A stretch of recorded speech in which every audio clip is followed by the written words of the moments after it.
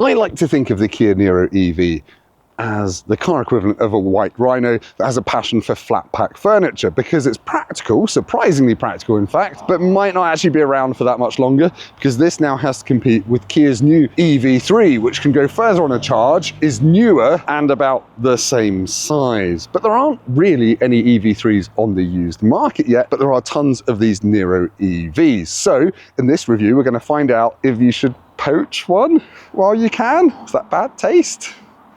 Let's leave it in. I think I've lost my job.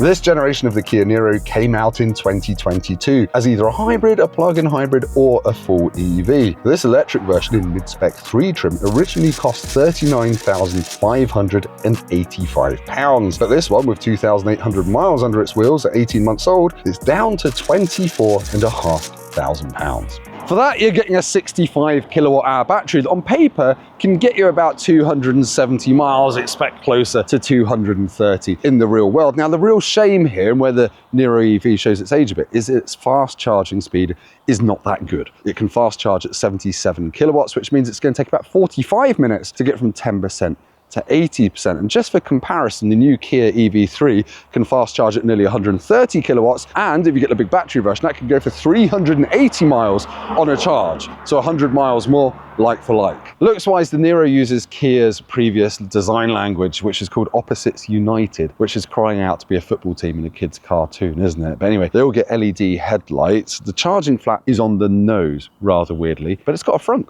There's a 20-litre frunk for charging cables under the bonnet. Whichever version of the Kia Niro you get a reversing camera, but the boot space you get does differ. The EV gets the biggest boot, 475 litres, and look at it, it's nice and wide, it's got a nice flat load dip there. If you get the petrol hybrid, you lose a few litres, and if you get the plug-in hybrid, you lose 100 litres. It is ridiculous. But look, in this EV, you've got a massive space under the boot floor for charging cables, which you could stick in the front if you want to, and then use that for hiding valuables. It's a really, really practical car back here, perfect for small families. It just doesn't look all that special until you get really nerdy and realize that this is an aero channel for the air, and you can actually see through that. It's basically a GT3 RS. If you hop inside the Niro EV, having just got out of the new Kia EV3, this does feel a bit outdated and a little bit grey and dowdy. There's no funky cloth or anything like that. But everything that's here works really well. You've got this quite svelte twin-spoke steering wheel. You've got a digital dashboard. If you've got an entry-level 2 model, though, that shrinks and it's actually quite small. You've got a reasonably sized touchscreen there. It hasn't got wireless CarPlay or Android Auto like the latest Kias. You have to plug in to do it. And you've got the switchable panel here, which gives you either shortcuts or your aircon controls. Now, you've got wireless charger down there, USB-C and a USB-A. You've got really cool cup holders here, which clamp whatever you're holding really well. Heated seats, heated steering wheel. If you get a top spec one, which is the 4 trim, these seats have got a party trick. They can lie almost flat, so you can have a nap when you're charging the car. You also get head-up display in those ones, as well as a Harman Kardon sound system, so I've got to be really careful about how I say that. The glove box is big, and actually the documents come inside Obi-Wan Kenobi for some reason, after he's been murdered by Darth Vader.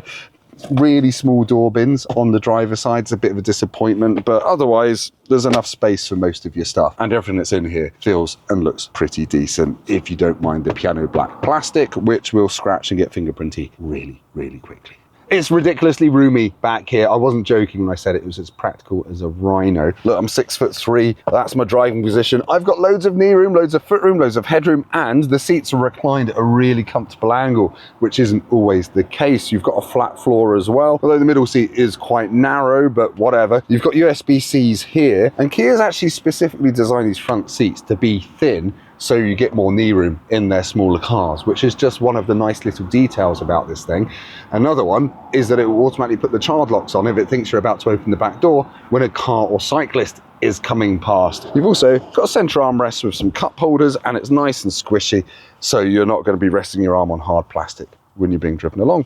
And the ISOFIX points aren't even behind flaps, they're just right there. It's a well thought out car, the doors open nice and wide. Living with this as a family thing is actually going to be joyous. And look, the back of the seat is also a coat hanger. That's smart. Right, to go for a drive in the Kia Niro, you turn it on the big EV button down here, then you twist it into D and away you go. And one of the first things you'll notice about this is that the view out the back corners is really quite bad. Those C-pillars, they're part of the design, they look funky, but they're absolutely massive. And then you notice that actually this is quite a softly suspended EV. It's not set up to be super sporty. It's got a bit of roll to it. And actually that's what you want in a family car. You're not trying to set lap records, you're just trying to get to school or something like that. And this is reasonably relaxing on long drives. The only real bugbear I have with it, it's got quite a lot of tyre noise. They added more sound insulation to this when they brought it out in 2022 compared to the old e-Niro, but it still wasn't quite enough. So you're left with just a bit of a roar. And if you turn the sound system up, it'll be fine on a long journey.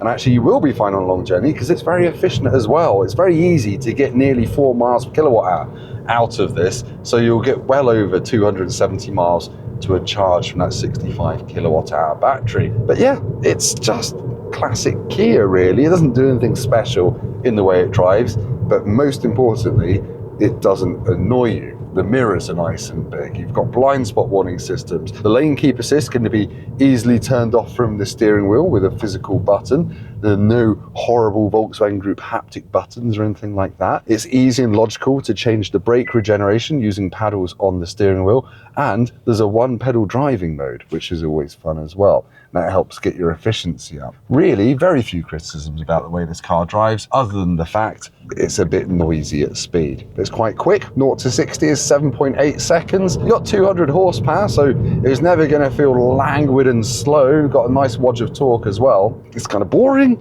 but it's really good sort of boring. The sort of boring that won't drive you nuts all the time. But anyway, let's head back to me for a good sum up of what I think is one of the better cars Kia's made in the past 5 years.